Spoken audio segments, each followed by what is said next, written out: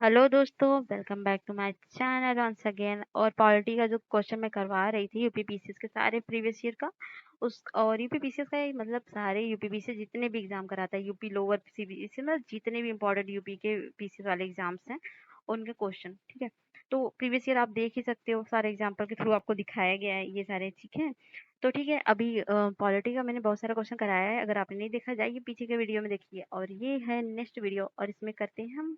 ठीक है, और चलिए फटाफट करते हैं सारे क्वेश्चन, क्यों टाइम स्पेंड करें, वैसे भी टाइम नहीं है। हाँ, लेकिन एक बात तो कहना चाहूंगी, इतना मेहनत कर रहे हैं तो आप इसको लाइक करिए, शेयर करिए और प्लीज अपने दोस्तों को भी सब्सक्राइब करवाइए और देखते रहिए, एंजॉय करिए। चलिए स्टार्ट करते हैं। लोक सेवा आयोग के कार्य का वर्णन संविधान के किस अनुच्छेद में मिलता है? तो अनुच्छेद 320 में। किस एक किस एक प्रलय को किसी व्यक्ति की स्वतंत्रता का महान रक्षक माना जाता है? तो बंदी प्रत्यक्षीकरण। अगला है, कौन सा एक भारतीय संविधान का संघीय लक्षण नहीं है? तो एकल नागरिकता। भारतीय संविधान की विशेषता नहीं है? तो अध्यक्षात्मक सरकार। भारतीय संविधान का अभिभावकत्व निहित है? तो सर्वोच्च न्यायालय में। कौन सी भारतीय संविधान की विशेषता नहीं है? तो अध्यक्षात्मक सरकार। भारत में संसदीय प्रणाली की सरकार है क्योंकि मंत्रिपरिषद लोकसभा के प्रति उत्तरदायी होते हैं। भारत के संविधान की चौथी अनुसूची विवेचित करती है राज्यसभा में स्थानों के आवंटन को। भारत के संविधान के अंतर्गत किसको राज्यों की सीमाओं को परिवर्तित करने की शक्ति प्राप्त है? तो संसद को। भारत के संविधान की 5वीं अनुसूची और 6वीं अनुसूची के उपबंध में किस लिए किए गए हैं? तो अनुसूची के उपबंध किस लिए किए गए हैं? तो अनुसूचित जाति और जनजाति हितों के संरक्षण के लिए। अगला है, अनुच्छेद 76 में प्रावधान है? तो भारत के महान्यायवादी के लिए काम की न्याय संगत और मानवोचित दशाओं तत्काल प्रसूति सहायता का उपबंध है 42 में। अनुच्छेद 45 के अंतर्गत किस श्रेणी के बच्चों के लिए मुफ्त और अनिवार्य शिक्षा का प्रावधान किया गया? तो 6 वर्ष तक के बच्चों के लिए। संविधान सभा द्वारा संविधान को अंगीकृत किया गया था 26 नवंबर 1949 को। भारतीय संविधान के किस अनुच्छेद में 42वें संविधान संशोधन विधेयक द्वारा मूल कर्तव्यों को सम्मिलित किया गया है? तो अनुच्छेद 51A में। अगला क्वेश्चन, भारतीय संविधान में समानता का अधिकार 5 अनुच्छेदों द्वारा प्रदान किया गया, वे हैं अनुच्छेद 14 से 18 तक। संविधान की आत्मा कहलाता है? तो आर्टिकल 32 संवैधानिक अधिकारों के प्रति अधिकार। संपत्ति के अधिकार को समाप्त कर दिया गया 44वें संविधान संशोधन 1978 द्वारा। कौन भारतीय संविधान के अंतर्गत मौलिक कर्तव्यों में शामिल नहीं है? तो ग्राम पंचायतों के गठन में सहायता करना। अगला है, भारतीय संविधान के किस अनुच्छेद के अंतर्गत भारत के नियंत्रण एवं महालेखा परीक्षक की नियुक्ति होती है? तो अनुच्छेद 148 में। किसको अपने कर्तव्यों के पालन में भारत के राज्य क्षेत्र में सभी न्यायालयों में सुनवाई का अधिकार होगा? तो महान न्यायवादी को। किसने भारतीय गणतंत्र के 12वें राष्ट्रपति के रूप में कार्य किया था? तो प्रतिभा देवी पाटिल सिंह ने। कौन लोकसभा के सत्र का अवसान करने के लिए प्राधिकृत है? तो वो राष्ट्रपति है। अनुच्छेद 108 के अंतर्गत लोकसभा और राज्यसभा की संयुक्त बैठक आहूत की जाती है राष्ट्रपति द्वारा। लोकसभा में आंग्ल भारतीय समुदाय के लिए प्रतिनिधित्व का प्रावधान भारत के संविधान में किया गया अनुच्छेद 331 द्वारा। किस एक को नागरिकों के मौलिक अधिकारों का रक्षक तथा भारत के संविधान का अभिभावक कहा जाता है? तो उच्चतम न्यायालय को। भारत का संघीय न्यायालय किस वर्ष में स्थापित किया गया था? तो 1937 में। कौन लोकसभा के सत्र का अवसान करने के लिए प्राधिकृत है? तो राष्ट्रपति है। कौन प्रथम जनजातीय लोकसभा अध्यक्ष थे? तो P.A. संगमा। उच्चतम न्यायालय के किस मामले में पाया गया कि केंद्रीय अन्वेषण ब्यूरो एक पिंजराबंद तोता है? तो कोयला आवंटन घोटाला बाद में।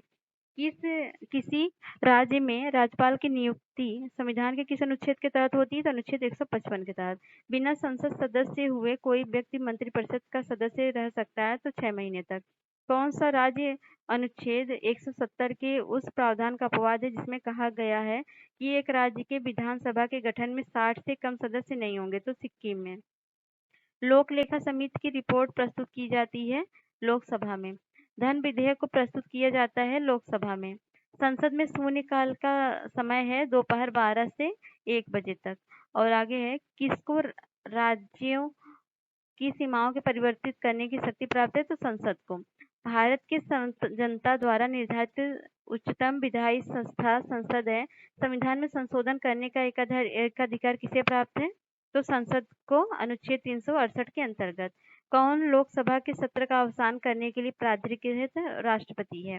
संविधान की अनुसूची संविधान की विषय सूचियों में दिए गए विषयों के अतिरिक्त विषयों पर कौन कानून बना सकता है? तो उत्तर है संसद। ठीक है, तो अगला क्वेश्चन हम करते हैं नेक्स्ट। तो भारतीय संविधान का अभिभावक किसमें नहीं है? तो सर्वोच्च न्यायालय में। जब संसद के दोनों सदस्यों की संयुक्त बैठक में कोई विधेयक निर्दिष्ट किया जाता है तो इसे किसके द्वारा पारित किया जाना होता है? तो उपस्थित तथा मत देने वाले सदस्यों के साधारण बहुमत द्वारा। आइए स्क्रीन पूछा गया है। योजना आयोग का अंत किस प्रधानमंत्री ने किया? तो नरेंद्र मोदी ने 2014-15 में किया ना, 14 में किया, 15 में, 14 में किया था, 15 में नीति आयोग आ गया था। तो आगे है वित्त आयोग एवं योजना आयोग के परस्पर विलय का प्रस्ताव किसने दिया? तो एम.वी. माथुर ने। नीति आयोग के विषय में कौन सा एक सही नहीं है? तो इसमें एक पूर्णकालिक अध्यक्ष होता है। भारत में इसके कौन योजना आयोग का उपाध्यक्ष नहीं रहा है? तो प्रणब मुखर्जी नहीं रहे हैं। 1990 में अनुसूचित जाति एवं जनजाति राष्ट्रीय आयोग की रिपोर्ट के अनुसार क्या अनुसूचित जाति एवं जनजाति के अत्याचार का कारण नहीं है? तो ऋणग्रस्तता क्या है? क्या अनुसूचित जाति एवं जनजाति के अत्याचार का कारण नहीं है? तो ऋणग्रस्तता इसका कारण नहीं है।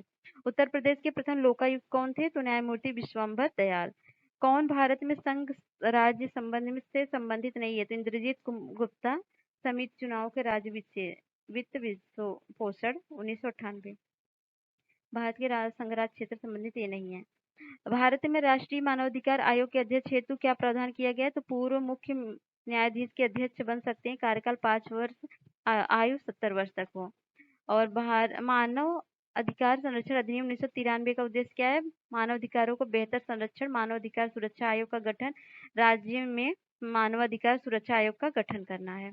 आगे है अनुच्छेद 280(3) ग के अंतर्गत वित्त आयोग राज्य आयोग की सिफारिशों के आधार पर राज्यों में नगर पालिकाओं के संसाधनों की आपूर्ति हेतु राज्य की संचित निधि के संवर्धन हेतु उपाय सुझाएगा। किस अनुच्छेद के अंतर्गत राज्य वित्त आयोग का प्रावधान किया गया है? तो अनुच्छेद 243 झ के अंतर्गत। राज्य वित्त आयोग का दर्जा क्या है? यह एक संवैधानिक संस्था है। कौन सा सूचना का अधिकार अधिनियम 2005 संबंधित हो? नमित शर्मा बनाम भारत संघ। सूचना का अधिकार अधिनियम के द्वारा किसके उत्तरदायित्व को बढ़ावा दिया गया है? तो जनता के प्रति नौकरशाही का उत्तरदायित्व। संसद के सदस्य की निर्भरताओं से संबंधित प्रश्न का विनिश्चय करते समय राष्ट्रपति किसकी राय प्राप्त करेगा? तो भारत के निर्वाचन आयोग की। भारत में मत देने का अधिकार किस अधिकारों में है? तो वैधानिक अधिकार में। कौन सा राज्य सरकार का कानूनी सलाहकार है? तो महाधिवक्ता। ग्रामीण संस्थाओं निकायों के लिए निर्वाचन पर निरीक्षण किसके द्वारा रखा जाता है? तो निर्वाचन आयोग द्वारा। किसके अनुसार जो नैतिक दृष्टिकोण से गलत है वह राजनीतिक दृष्टिकोण से भी कभी सही नहीं हो सकता? वह है महात्मा गांधी के अनुसार। किसने कहा कि मुझे इस आरोप में कोई क्षमा नहीं मांगनी कि संविधान के प्रारूप में गवर्नमेंट ऑफ इंडिया एक्ट 1935 के एक बड़े भाग को पुनः स्थापित कर दिया गया? तो बी.आर. अम्बेडकर। गलत साधन हमें कभी भी सही उद्देश्य तक नहीं ले जा सकते। किसने कहा? एम.के. गांधी ने। ग्राम सभा का क्या अभिप्राय है? तो ग्राम स्तर के पंचायत क्षेत्र के निर्वाचन नामावली पंजीकृत लोगों से। ठीक है। एमनेस्टी इंटरनेशनल क्या है? तो विश्वव्यापी मानव अधिकार आंदोलन है जो 56 to 49 बीपीएससी प्री में पूछा गया। और भारत के पंचायती राज व्यवस्था का वास्तुकार किसे कहा जाता है? तो बी.आर. मेहता को कहा जाता है। बलवंत राय मेहता समिति की सिफारिश के अनुसार पंचायती राज व्यवस्था सर्वप्रथम कहाँ लागू की गई? तो राजस्थान में। एशिया की धुरी विदेश नीति का रणनीति किस देश की है? तो यूएसए की। पंचायती राज प्रणाली में पंचायत समिति किस स्तर पर गठित हुई? तो ब्लॉक स्तर पर। कौन पंचायतों की वित्तीय स्थिति का पुनर्विलोकन करने के लिए वित्त आयोग का गठन करता है? तो संबंधित राज्य का राज्यपाल। शक्तिशाली क्षेत्रीय दलों के विकास का क्या कारण है? तो क्षेत्रीय आकांक्षाओं का विकास। पंचायती राज व्यवस्था का मूल उद्देश्य क्या सुनिश्चित करता है? तो विकास में जनभागीदारी, लोकतांत्रिक विकेंद्रीकरण।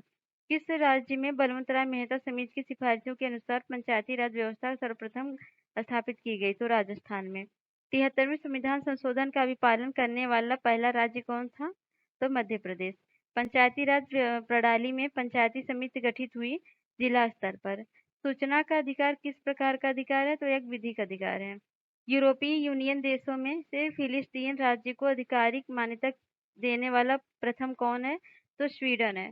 अंतरराष्ट्रीय विकलांग दिवस कब मनाया जाता है? 3 दिसंबर को मनाया जाता है। दल बदल निरोधक कानून के बारे में उपलब्ध है 10वीं उपबंध है 10वीं अनुसूची में।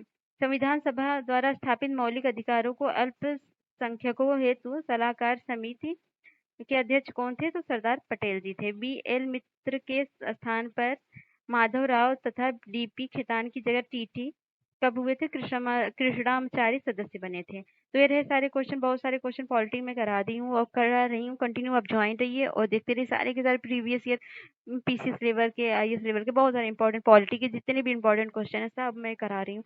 तो इसको एंजॉय करिए और अपने दोस्तों को भी शेयर करिए, लाइक करिए, सब्सक्राइब करिए। मिलते हैं नेक्स्ट वीडियो में, तब तक के लिए बाय बाय।